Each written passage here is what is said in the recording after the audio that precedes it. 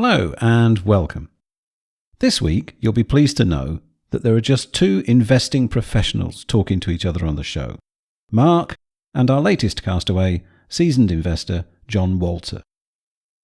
As well as talking about John's globe-trotting childhood and his illustrious career, they'll also be discussing one thing that they both have in common, their investment in touchscreen technology business Zytronic. Now, John's viewpoint on this should be particularly interesting because as well as being a significant shareholder, he was also a non-executive director at the company. Anyway, I hope you find the interview interesting in this, episode 27 of The Desert Island Investor.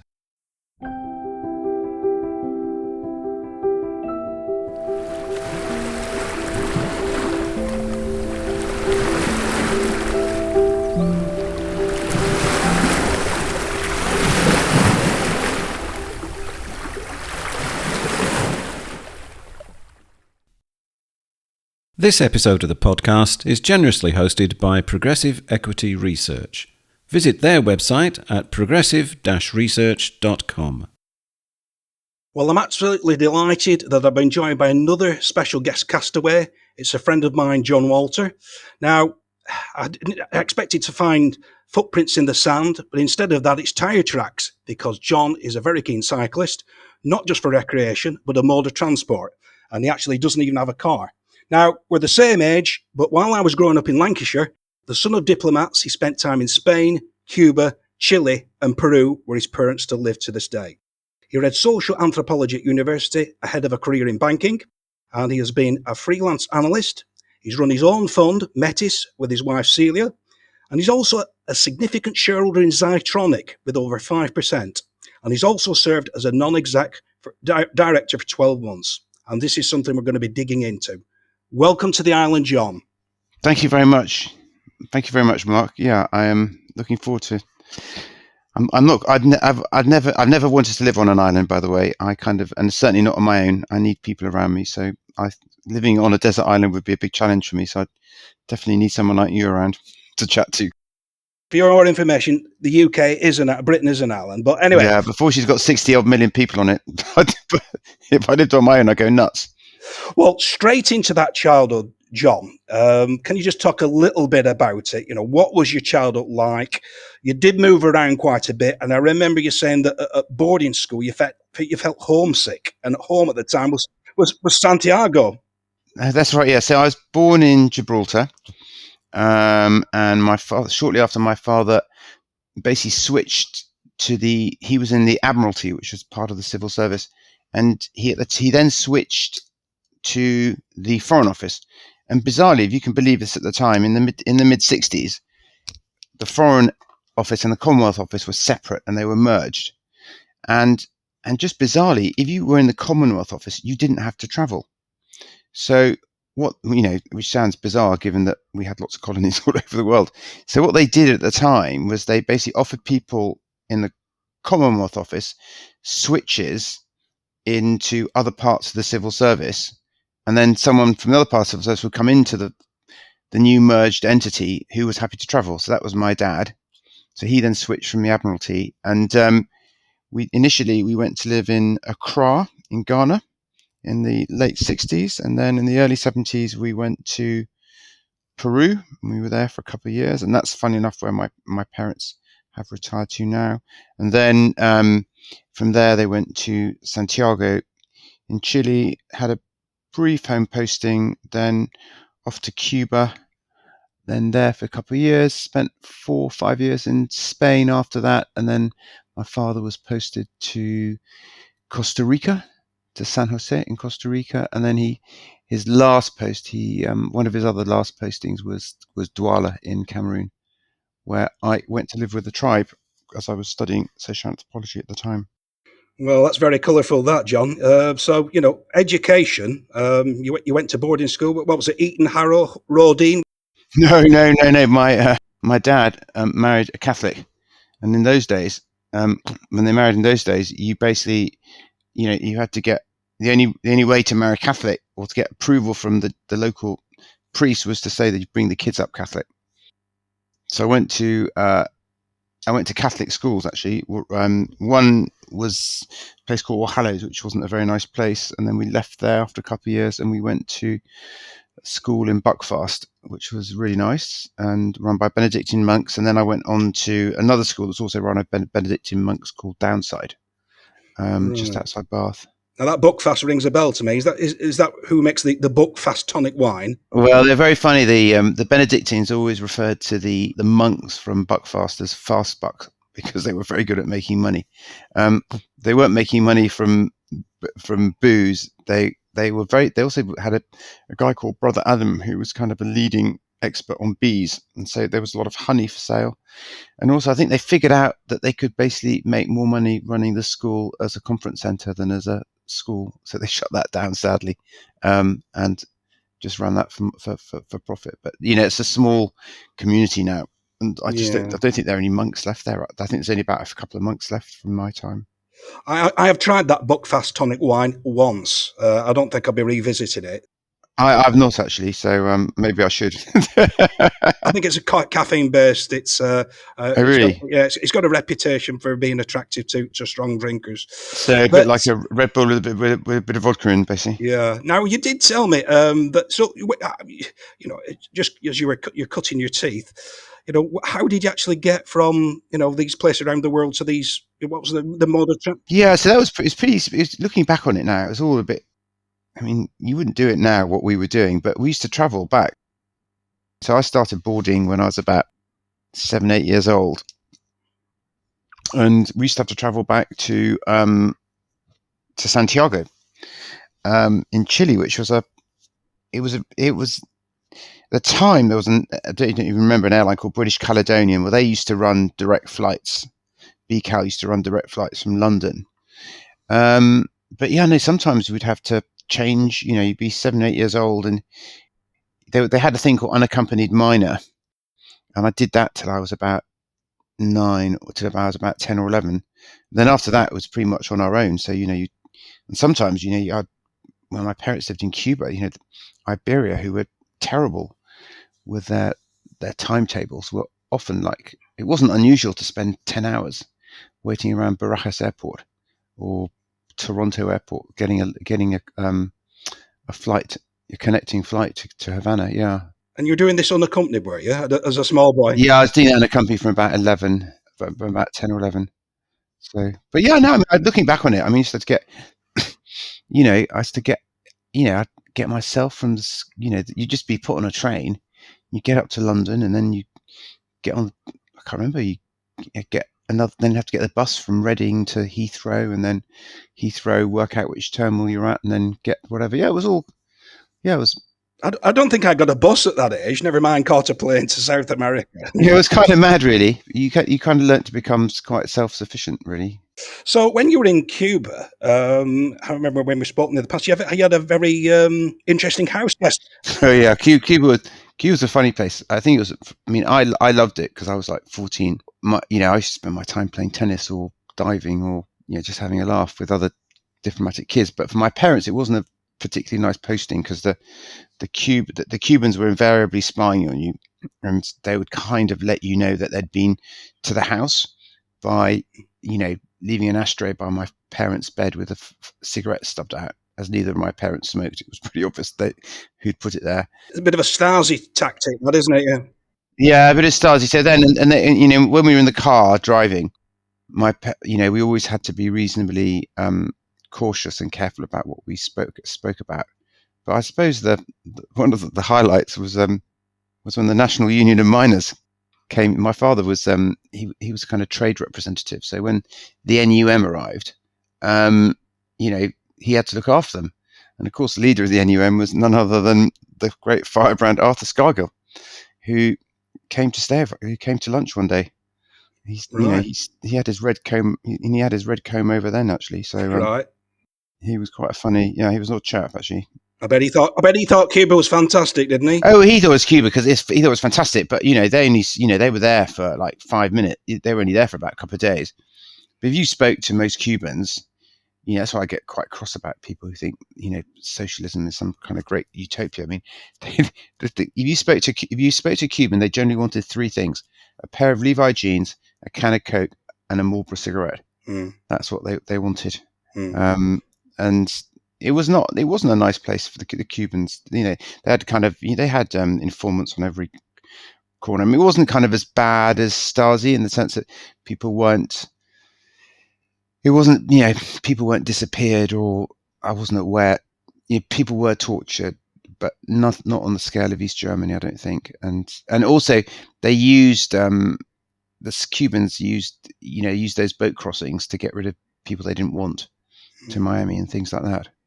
But Castro was a terrible regime. And if you speak to American Cubans, I mean, they if you have a hint of nostalgia, they'll bite your head off. They kind of are rightly very cross. Right. Well, I had a very tame childhood compared to you, but let's start getting onto the investment side of it now. So, let's just with your parents, were they investors in any way? Well, I think he wanted to. I think he fancied himself as a businessman, and I remember when we left, when he basically left the Foreign Office, and he was going to he set up a business in we were living in Mallorca at the time. He wanted to look after people's houses, but I mean, I don't think it was as a fine idea, but I don't think he kind of really realised that if he wanted to really get that business going, he'd have to do something he didn't really want to do, which was basically spend his time getting pissed with people on holiday, because that's how you got to basically butter up all these people on holiday, because you want to look up their flats, you want to look after their flats, and so he didn't. I don't think he was prepared to do that. I mean, he did a bit of marketing and leafleting, but that kind of business, you just have to get out there, and also, which surprised me from my dad, he wasn't remotely interested in DIY. So I think his plan was basically he'd lined up a load of tradesmen who were going to do stuff for him, but of course he was then going to charge a fee on it. So it was always kind of the people who made money out of doing that in Mallorca basically tended to be good at DIY themselves, and often might have a problem with the old with the sauce because they quite enjoyed it. Well, they still live out in Lima, don't they, your parents? And you told me that the retirement costs are very cheap, aren't they? Oh, it's mad. I mean, that they basically, so they, there's a 9-year age difference between my parents, and I think my mother had always felt that they so I should stand back a bit. So I had two brothers who live in Peru. One still lives there, and the other lives in DC. So my parents had always, to basically see us and see them, they basically bought a flat here in London where they spent 6 months a year, and they bought a flat in Lima where they spent 6 months a year. But I think my mother always intimated that, always thought they'd end up in Lima because that's where they could get kind of great healthcare. So my parents, I mean, I can tell you what it is. I mean, they have a 3-bedroom flat with views overlooking the Pacific. They have 2 housemaids, two kind of housekeepers, weekend and weekday, who are really lovely people, and 3 nurses who rotate in and out on 24 hours. There's always a nurse there, and there's always a housekeeper there.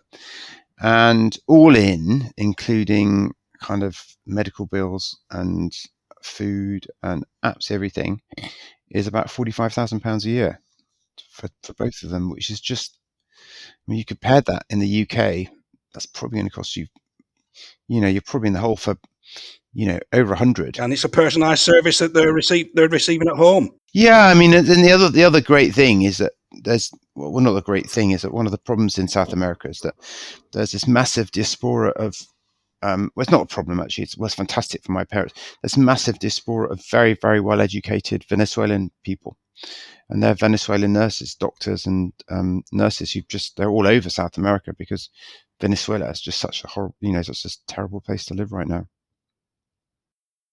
And so even if they try to replicate that here in the UK, there's no way that it would be a different nurse every month or something like that. And so it works brilliantly, basically. Right. Well, whilst I was forging a career in a sales office, you read social anthropology. I think it was at St Andrews. So what exactly is that? And do you ever put it into practice with your investments? I'm thinking of, yeah. Okay. So how do you use it, John? So basically, I went to university So in those days, you got accepted into a faculty. I got accepted to the Faculty of Arts. I'd gone nominally to read geography because I'd done well in that at A level, but that was the only reason I'd gone there. And you had to do these subjects. You had to do 3 different subjects for the first 2 years. And I kind of just basically chose anthropology just because I thought, well, I've lived in third world countries all my life, developing countries. There might be some overlap. It might be interesting. And I just got in there, and I just had this light bulb moment. I walked in there, and people, and it was a funny course to do. So highest dropout rate from the first year to the second year, and that was for 2 reasons. One was because the reading list was just like kind of the sex life of Trobriand Islanders, which was not about sex at all. It was about kind of kinship relationships and witchcraft and oracles amongst the Azandi, which was just basically explaining that people use witchcraft. They have different ideas about chants and things like that. Anyway, and I just loved it. Anyway, so we were like 120 in the hall in the first year, and we were like down to 10 in the second year, and it was just great because we had everyone who did it was really interested. But it's really about social anthropology. Really, it's about what it is to be human. To be honest with you, what it is to be, how you look at the world, and understanding how other people view the world. I mean, the other key thing is is obviously understanding how other people view the world. And then the other thing, I suppose, what gave me permission was I had this great tutor called Ladislav Holly, and he stood up and he said, and he basically said, and it always stuck with me. He said an annual report is just the sum product of human behaviour. And I thought, that's absolutely right, isn't it? We're just humans. Every that is just represents. And I just thought, well, that's so interesting. And so that's basically why one of the reasons I went into finance, other than I wanted to make some money. I'll be honest about that. So when you were talking to directors, are you running the kind of this social anthropology theme across them? You're trying to read them, are you? Well, no. So the social anthropology theme is how. So in particular, how investors react to certain things. So you get predictable patterns, and often this is a really good fishing ground for stocks. Is companies that warn, in particular, good companies that warn. If they warn a couple of times, investors get really, really cross, and they almost take it personally. And the fact is, the company was probably never as good as they thought it was, and invariably, it's never as bad as they think it is either. And it's rarely as bad as they think it is either. So, on that basis, we've tended to sniff around companies that have had warnings, or companies that are quite cheap. I mean, you can make mistakes, as we'll get on to later on, but yeah, no. I mean, a really good fishing ground is things like IPOs, fallen angels. That's brilliant, because those businesses they've been hyped for the float. They've got to keep the growth up, and sometimes I often feel that the companies have basically been briefed by the brokers, or they want to play the games. You got to keep your stock up. You got to grow, and if they don't grow, or don't grow to what they said they do, they get really, really heavily punished. So it's looking for recovery positions. This kind of yeah. Yeah. So I mean, what's our kind of our biggest earners ever? Our 2 biggest ones have basically been Games Workshop, which if you can believe that was at on the low. It was like £3. We started buying that down to £4, all the way down to about 3 odd. And that's now at £120. And not bad. And then the other one we had, which has also got absolutely, was a company called, you probably don't, you know it by a different name now, but Darts Group. Jet2, isn't it? Yeah. Jet2. I mean, we were buying shares in that. You could buy shares in 2008 at 16p, and that was 30%. That was 20. That was like 25% of net assets at the time. Right. And those shares are now £15. So yeah, so that's generally been a good. You don't obviously you don't No, always but get if you it think right. I'm jealous, I am. But, So, yeah, but you don't always get it right. But you get these. You do get these mass. You do if you're just prepared to sit there for a long time, and I mean, the great thing about Jet2, I mean, we remember meeting Ryanair and Jet2 were like, and Ryanair was saying, oh, they're a bunch of jokers, they don't know what they're doing, and we could see at the time that this guy called Philip. And the reason we loved this guy called Philip Meeson was that he never ever talked, and that was the other reason we were big fans of Games Workshop. And these are companies I generally like. I hate it when companies start talking about, um, shareholder returns. I want to hear them talking about, because I think shareholder returns are a byproduct of a good business. So, Games Workshop say we want to make the best, tabletop miniatures in the world. That's their stated objective. Jet2.com. He said we take people on holiday and we want them to have a really good time. And that if you get that bit right, the returns right. tend Well, to into follow. the world of we've left university into the world of the real world, doing some work, and you claim that you were in investment banking. So, being a bit topical, this, are you sure it wasn't just retail banking, John? You're not like No, okay. it was proper investment banking. Well, it always struck me what the word investment banking covers so many things. You can be anything from a fund manager to a arranger of loans to a private client broker. I mean, it seems to cover a range of sins. But I started in 1988 at a firm called Manufacturers Hanover, which was one of the precursor banks of JP Morgan, and I was there. I was there. We used to arrange loan financings for Italian banks and Eastern European kind of state institutions, which was quite interesting at the time because that was the time when the Berlin Wall was coming down. But yeah, no. So I did that. That's where I started, and then I worked as a capital markets treasurer, assistant capital market treasurer at the Cheltenham Gloucester Building Society. I did that for a couple of years, which was quite interesting to see what it's like to be on the client side. Then I went back to investment banking at NatWest Markets, which was terrible because it was a terrible organisation, and they didn't. There's a retail bank. They just didn't have the risk appetite to be in investment banking. They went into investment bank because they thought they were following their clients, which is like a very good reason for getting investment banking. But you need risk appetite to be in investment banking, and you need to, just like, as an investor, you need to accept that you're going to take losses along the way. It's the cost of doing business. Investment banking is kind of quite similar, really, that, if you want to do lots of bond issues, you're probably going to be losing money you'll be making money on most of them, but you might lose money on a couple. Well, what happens in a retail bank like NatWest, they'll end up focusing on they'll end up, busting your chops about the one that didn't make money instead of celebrating the one that did. So then after that, I went back to Chase, which was basically all the people I knew from Manufacturers Hanover, because that then merged with Chemical, then merged with Chase, and then I got like a health warning in 2001, Right. and I quit then. Okay. Well, you became a freelance analyst. Yeah, and then I did nothing for a year, just because I had basically, long story. I came in with this freak cholesterol level and I couldn't get it down. So our son had just been born, and the guy said, I said, what happens if I don't do anything? And he gave me this kind of very high probability of stroke or heart attack in the next 5 years. So I kind of We'll get away from stress. Get involved in the stock market. Yeah.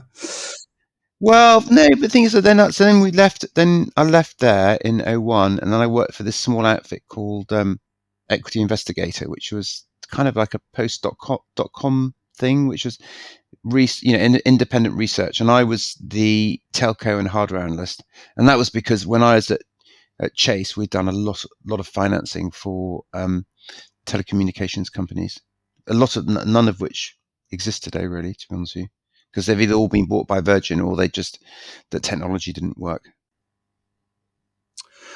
Right, and then you launch your own fund with your wife Celia, and you called this Mytis. So, how did you get on with that, John? Yeah, so we started to set up a hedge fund, and being very literal, we thought we'd have hedged returns. So I'd worked out we worked out basically that the UK banks, in particular Barclays Bank, were a really good proxy for the small cap index. And I just went back over years, and it pretty much was like, if you superimpose the small cap index on the Barclays share price, it was kind of very, very similar. So we ran hedged returns.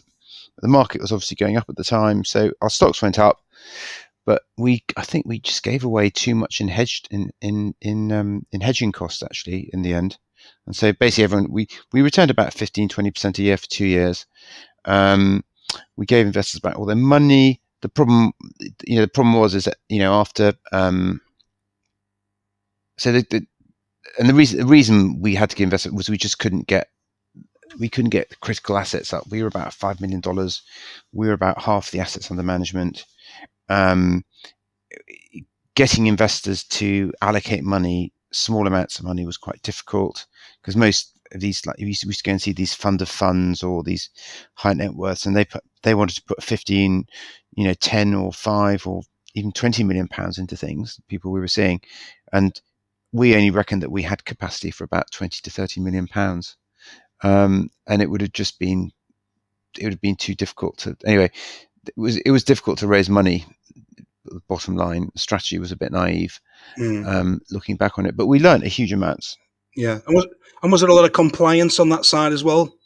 Oh yeah, so there was quite, it was like, every time, and we got pulled in a couple of times. We got pulled in with one company. I can't remember the name of the company, but we got called up by the what was the FSA, on, it wasn't insider dealing, but we'd had a chief executive run. He was basically rather liberal with what he told us, and so. But what we always did after those meetings, when we suspected something was up or that we had a position in it, we'd always write a meeting note and date it. And so we always had a huge numbers of meeting notes from people, companies that came round, just to say that we had the information, and if it had been inside information, that we'd not acted on it. So you had to be very careful.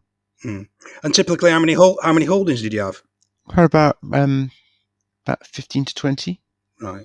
Holdings. I mean, it was an event-driven fund. I mean, in a sense, I almost wish I could go back to it now, but I just can't. I've kind of moved on from. I've kind of done the Warren Buffett journey into compounding, and the problem with 15-20 is you got to come up with 15-20 ideas, and that's quite a lot of ideas. Yeah. I don't think I've ever had 15 good ideas. Yeah, and you're lucky to have 5 or 10, to be honest with you.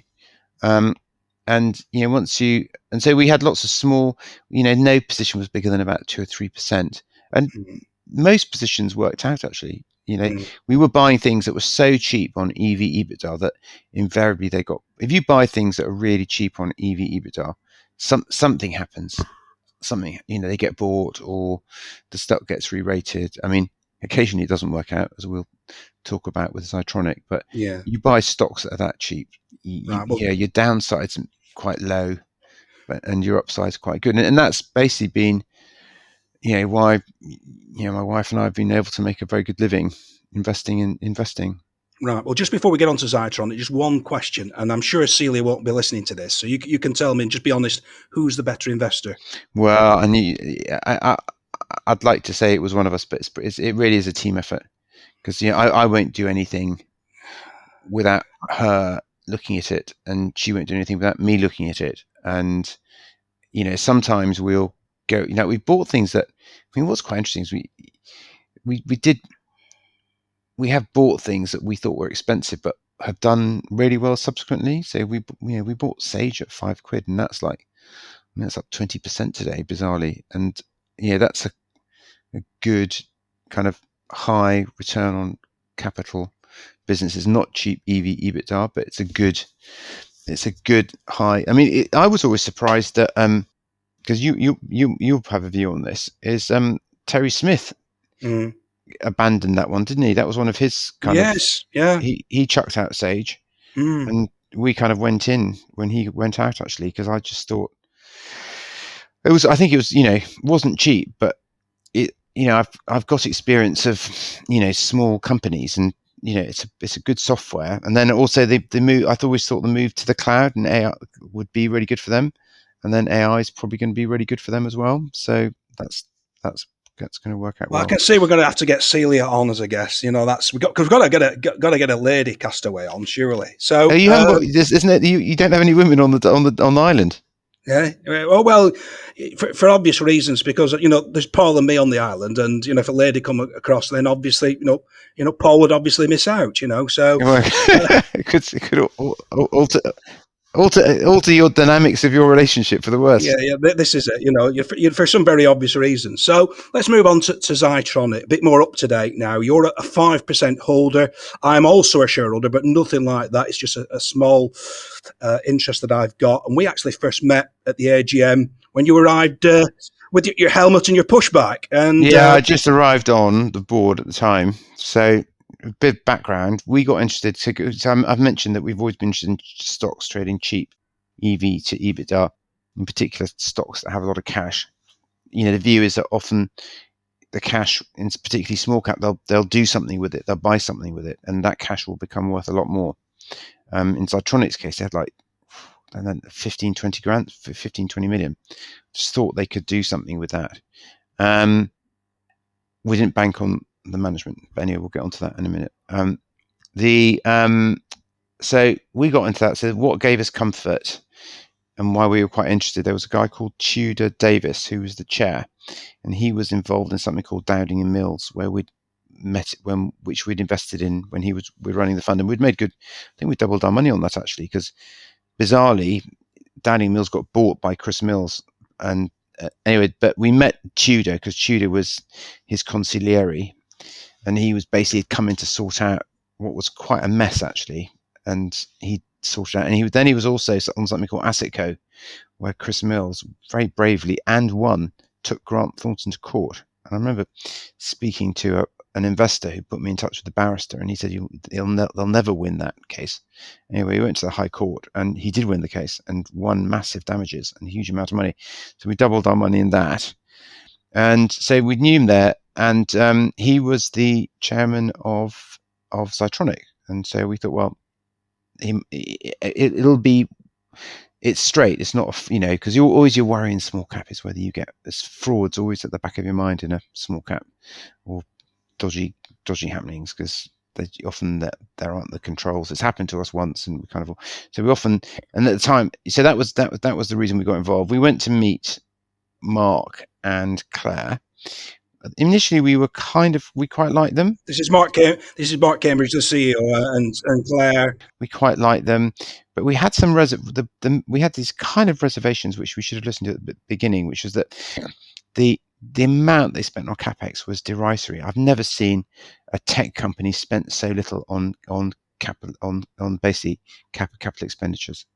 If you look at the capex of companies like Renishaw or Sage, they're spending like 20% of revenues on capex, because they're in technology is a fast moving business, so you've got to move with your tech, or you've got to move with your clients, and they just weren't spending that. So that should have been the first warning sign. Anyway, so we then, the fast are the dead, isn't it? That's the saying, the fast and the dead.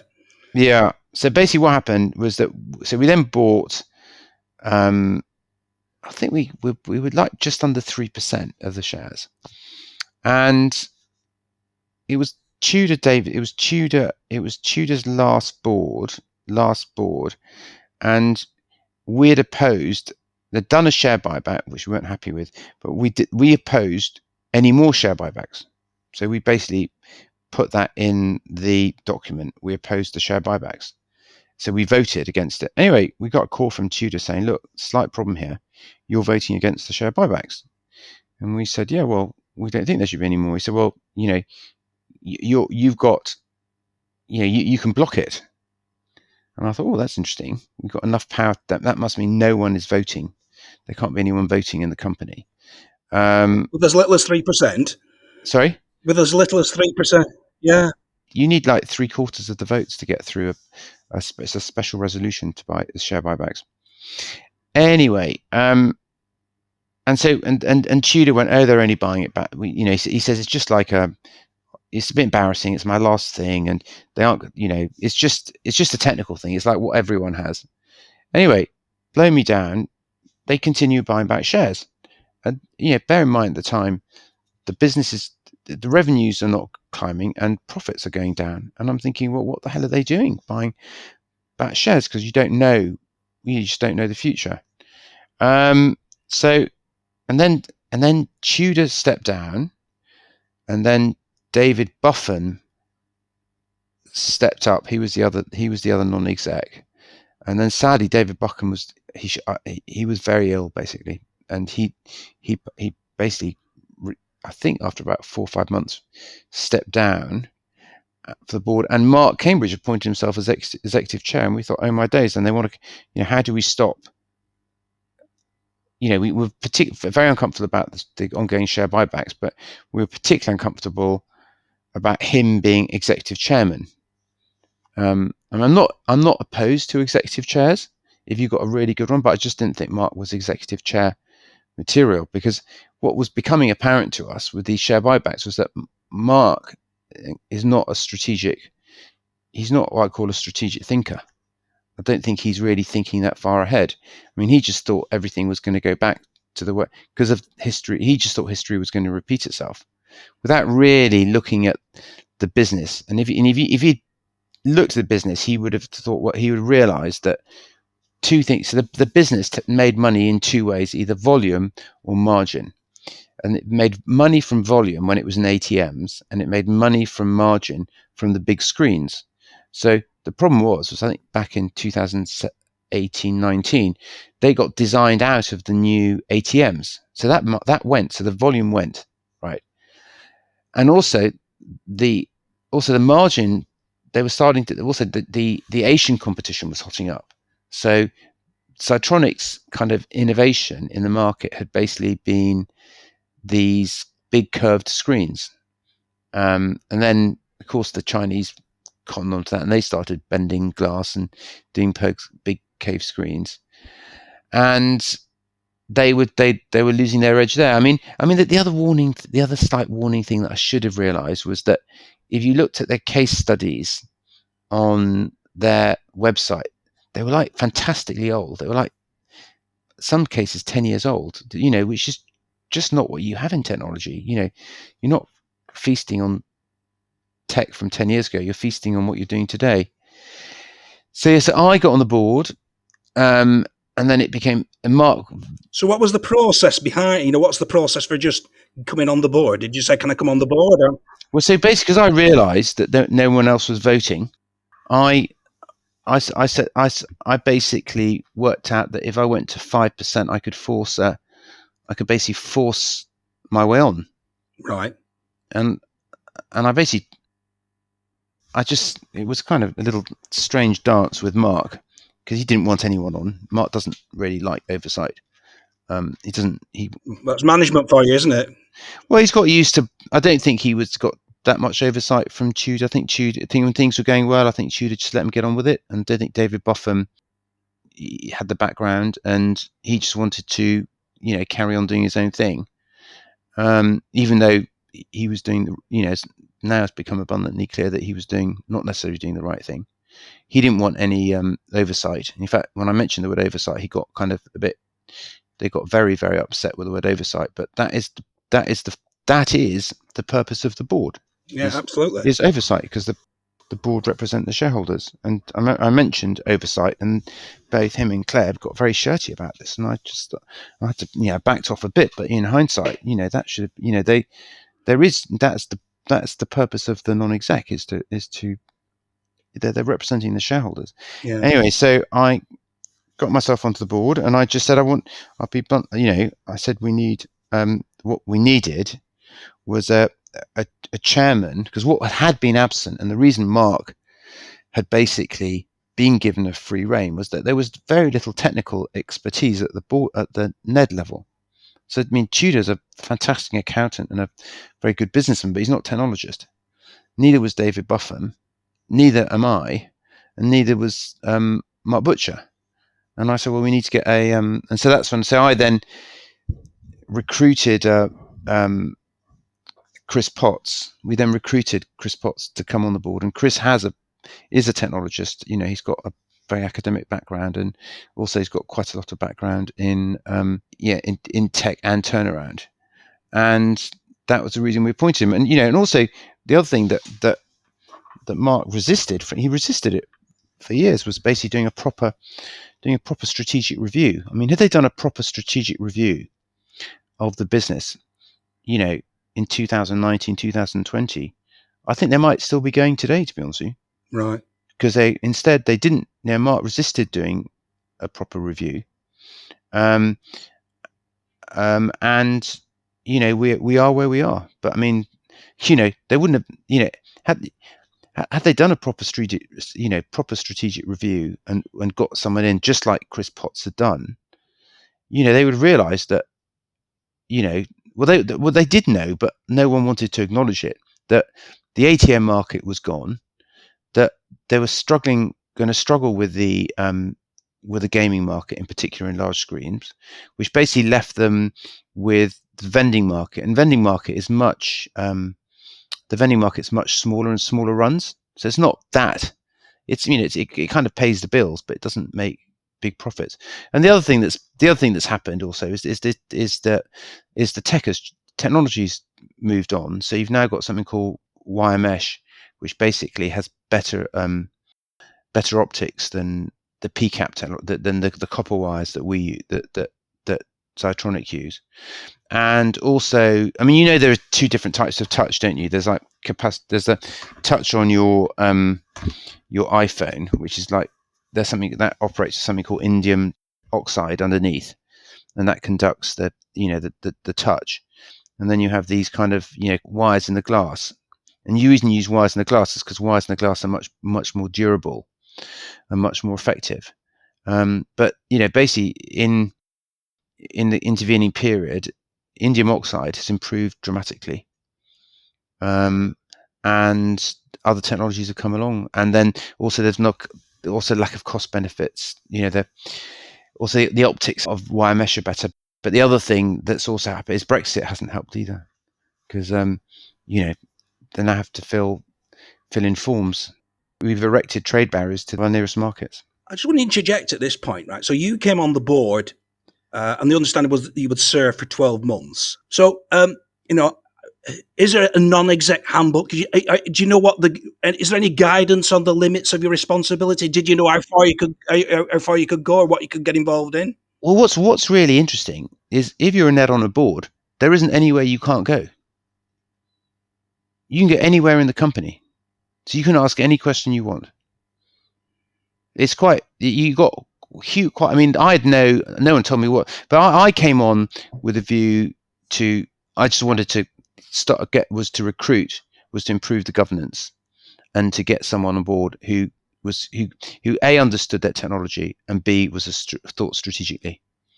And so I came on board for a 12-month period with the purpose of doing that, and I did that. And we got Chris Potts, and I mean, had no one stepped in and Mark stayed on as executive chair, I doubt we'd be in the position we are today, which is at least the opportunity to recoup some value. Right. That, Mark could well still be talking about Jam tomorrow, right, and telling us about how everything was going to bounce back. I mean, I mentioned. I mean, we covered Zytronic in an earlier podcast, and I mentioned about this pipeline that was trotted out, which I just find, for me, every time I hear the word pipeline, my eyes glaze over. It's contracts, mate. Not.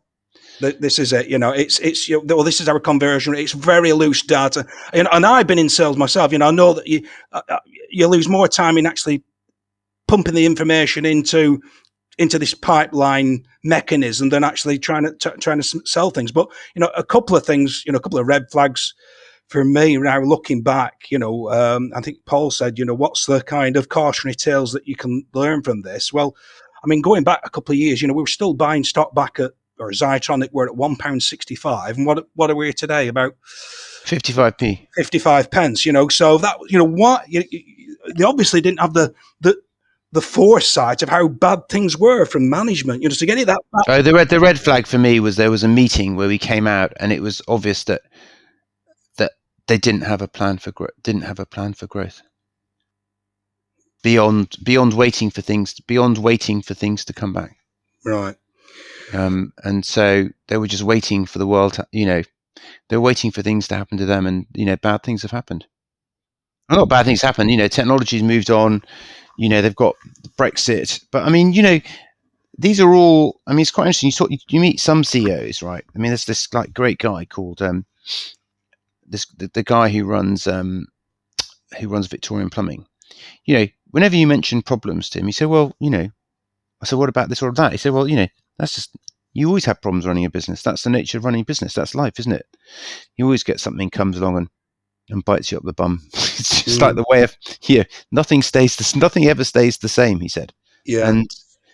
And then that's basically true of commerce. It's true of life, isn't it? Things change. And in particular in commerce, things are changing. I mean, that's the very nature of capitalism, is it changes the whole time. So we've been hanging on with this kind of jam tomorrow story, jam tomorrow, and then we've had this strategic review, which a number of options have been put on the table. And one was going down the transformation plan, which really, I think, they've run out of time, really. They've run out of chances, haven't they? Yeah, I mean, basically, this is the transform. As I said, this is something they should have done. If they'd done it in 2020, when they should have done it, they'd have realised, in the way it was done, with someone coming from the outside and mediating a kind of an independent,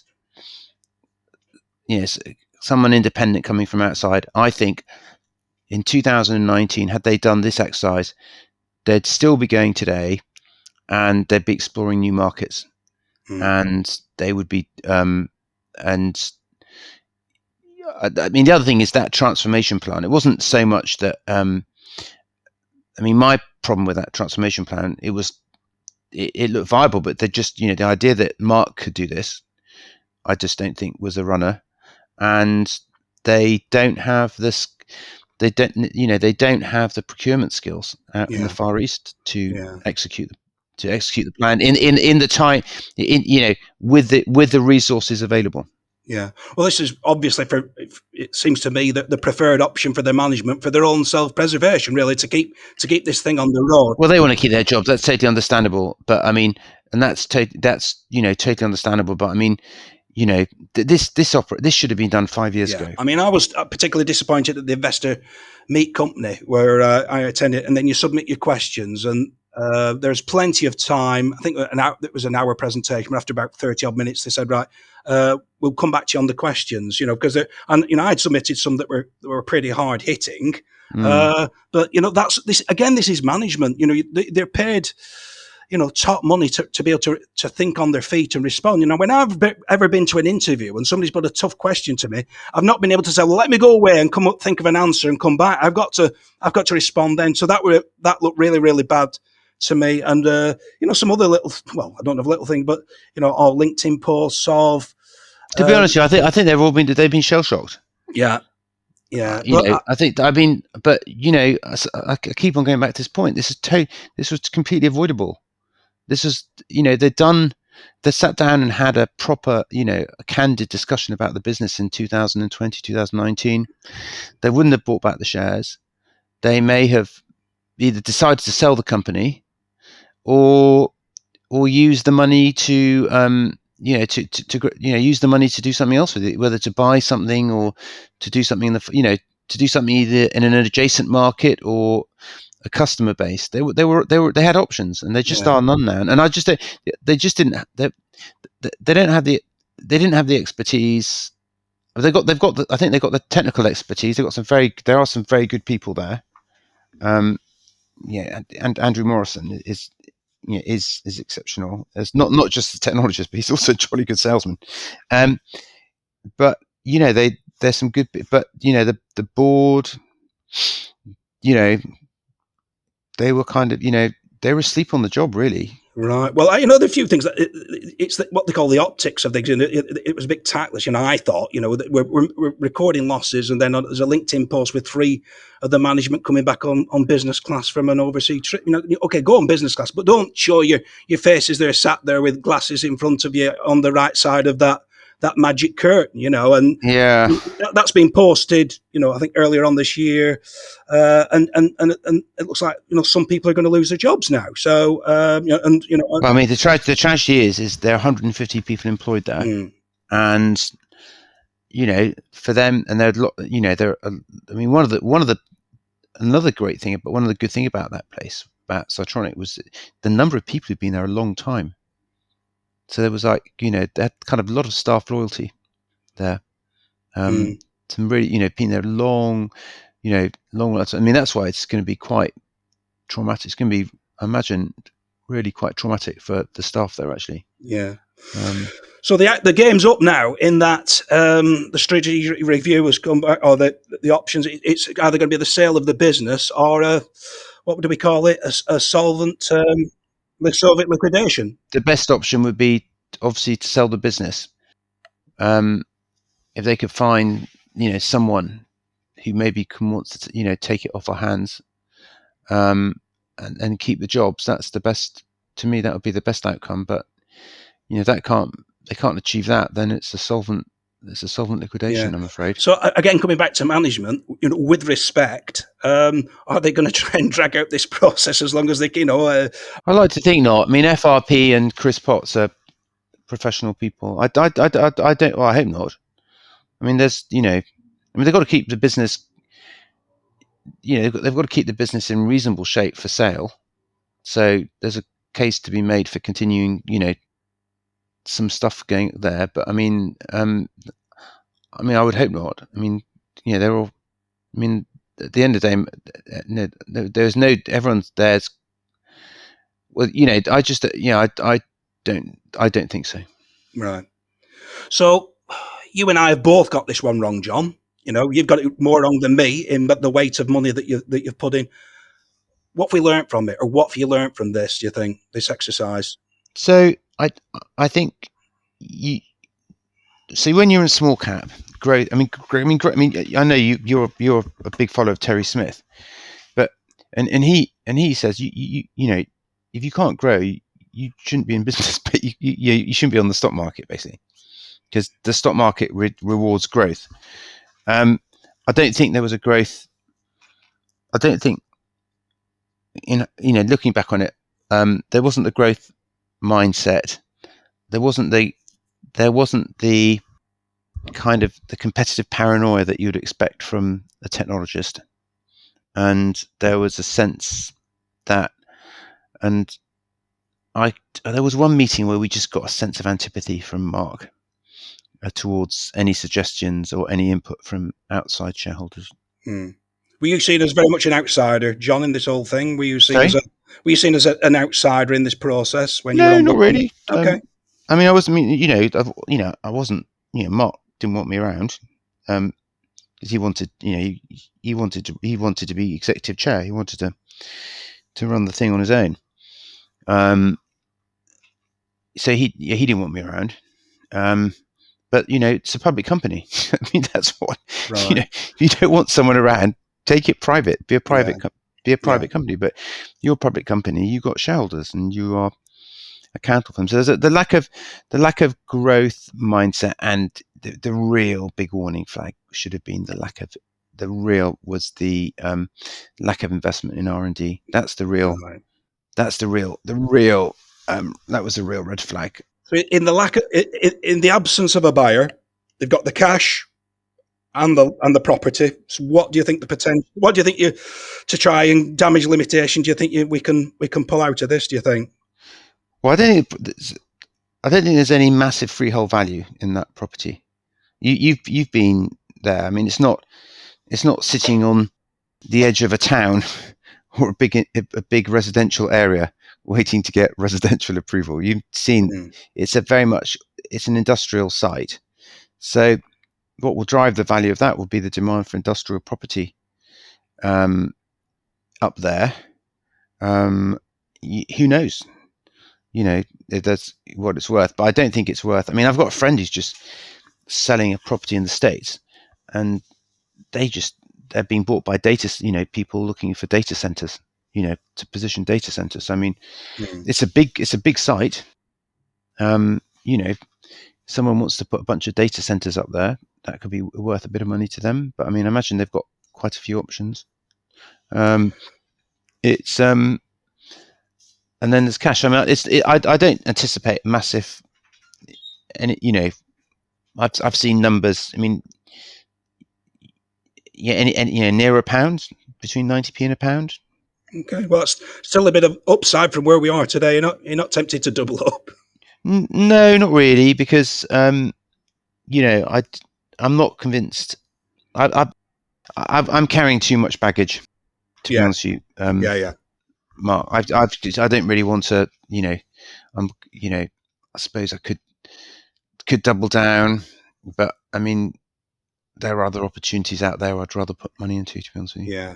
Yeah. Right, let's go away. Let's just lick our wounds now on this one, John. Yeah, but I mean, definitely the management. You've got to. It's a real. When small, it's about small cap is really about growth. Yeah. And how they get their growth, and it really was clear to us they didn't have there was no, because because we worked out that we kind of pretty much answered our own question in front of them, and they didn't agree with us, which is there didn't seem to be a path to growth. And I don't know, we were in quite deep at that stage, and right. Okay. Now, one thing. So I always ask a castaway, to bring something to the island. You're welcome to stay with us, John, and enjoy the trappings of what we've got, but you've got to bring something for the treasure chest. Now, this isn't a tip, and we just talked about what an investment that we've made in Zytronic. So, please don't follow what we do. But this is just a holding that you've got just to talk about. And it was one you just mentioned a little bit previously. Yes, it's up your It's up your neck of the woods, Victorian Plumbing. Yeah, they're in Skelmersdale, aren't they? Skelmersdale, yeah. It's a really, really this guy, I forget his name, the chief executive. I mean, it's been some while since I've met someone as hungry and with a drive to win. And it was one of these companies that floated in the pandemic. Mark Radcliffe's his name, yeah. So he set the thing up in 2000. It's quite an interesting story, actually. He set the thing up in 2000, and he then ended up having a years-long pissing match with something called Victoria Plum. Yeah, they've recently bought them, haven't they, this year? Yeah, they bought them and shut them down. And basically said Victoria Plum. Have they been fighting over their name? Victorian Plumbing and Victoria Plum? Yeah, I mean, they've been having a pissing match. Victoria Plum's gone now. He's put them out of business. I think they floated a bit too early. They basically came onto the market when the whole big online kind of everyone's buying things online stuff in the pandemic, and I think they came too early to the market in the sense that they hadn't fully professionalized the whole business. They were just growing. I mean, they've been growing seat of the pants growth basically, but they were just Mark he's really impressive. He's a really impressive guy. I'd really recommend you meet him. And he's the number one. He's gone from not existing in 2000 to being the number one kind of bathroom retailer in the United Kingdom, or bathroom related plumbing stuff in the UK. The thing about plumbing is the market's kind of moved in his direction, which is that there's been a general decline in the quality of plumbing products, which means these things have to get replaced on a regular basis. Yeah, and being humans, we always need running water, don't we? I suppose. Well, yeah, I mean, if you look at the interiors market, have you ever looked at Headlam, which is the carpet, the big carpet distributor? And the problem with carpet has two problems. One is it has competition from tiles and wood, in particular the downstairs part of houses. But also carpet is just this fantastically deferrable product. I mean, how often do you change your carpets? And it's not expensive to change your carpets, and it completely redoes. But in people's heads, they just don't replace their carpets very often because they don't have to. But if your tap's dripping or the infrastructure behind it's leaking, you've got to replace it, haven't you? So it still has the it'll still benefit from increasing house pricing from housing transactions, things like that. But there's a lot of kind of day-to-day stuff. They keep going anyway. So they've got a trade app. They're also moving into tiles.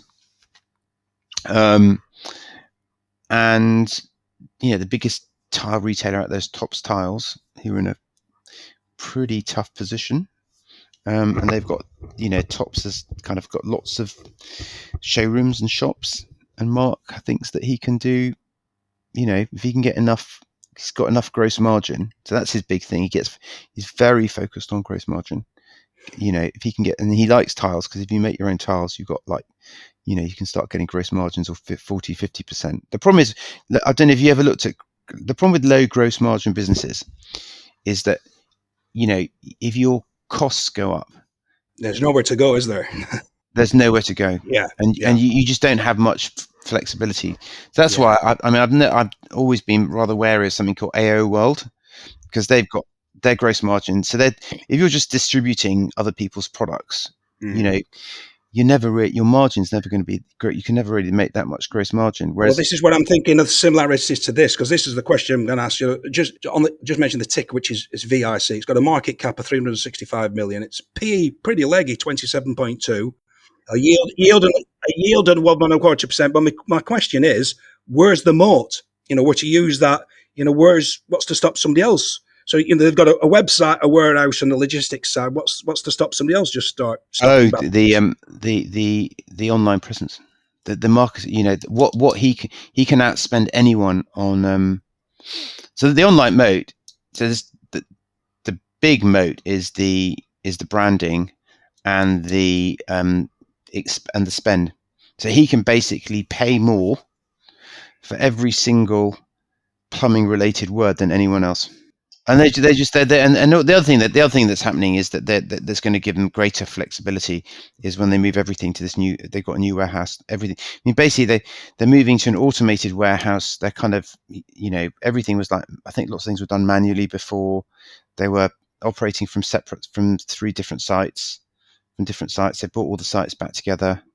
The moat here is the networking effect, the online networking effect. It's like if you're the number one, it's very difficult for someone else to get in, because they're going to have to spend a lot of money on online advertising. We're calling this first mover advantage, aren't we? Yeah, it's the same thing that Amazon benefit from, which is like, they're when you want to buy something, you just type in Amazon, buy the words. But if Amazon want to compete, they'll do that. I've looked. I used to get some data. There were always Victorian Plumbing is either Amazon or Victorian Plumbing were the leaders in buying online words. And actually, there's in the short term, there's a possible earnings fillip or cost benefit to them if we move to an AI world. Okay, so is this not would you not say that this is a product that people still want to touch and feel when they're looking at it, to buy it, to see what it looks like in the flesh? Well,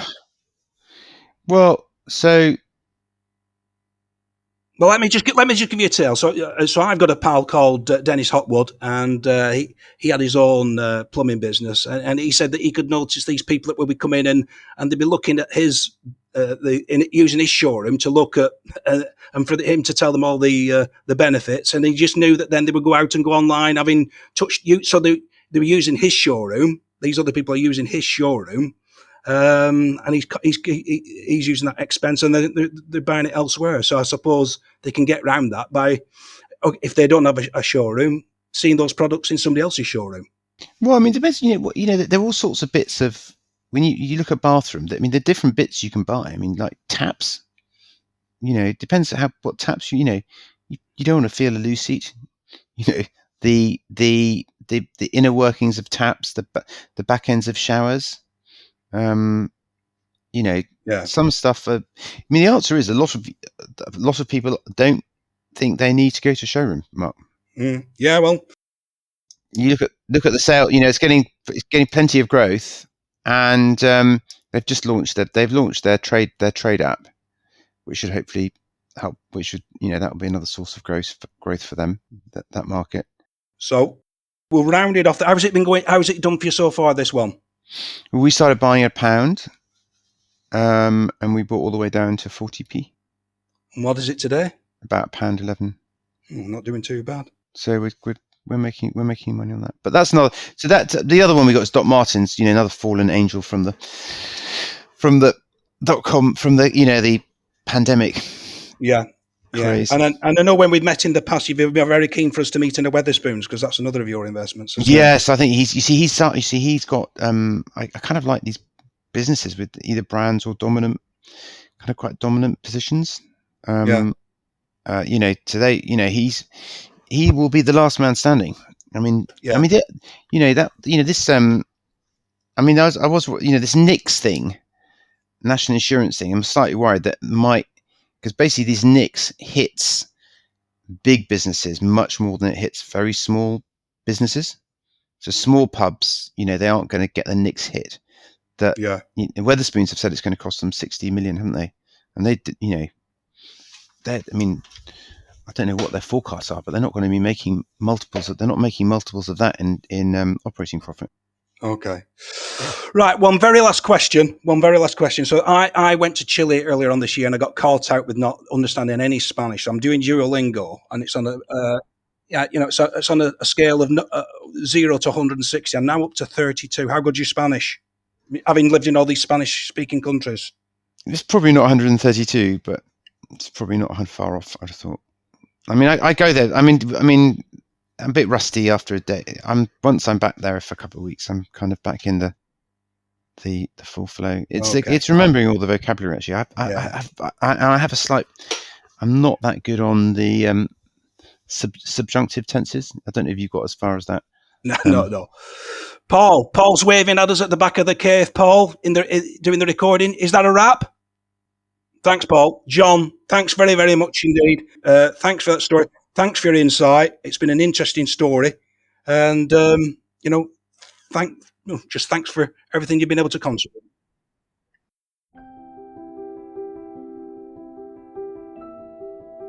Well, that's all for this episode. We hope that you enjoyed it. Please remember the content is for information only, and it is not financial advice. If you have a question for Mark for our Question in a Bottle podcast, just complete the form on our website, thedesertislandinvestor.co.uk. Thanks again for listening.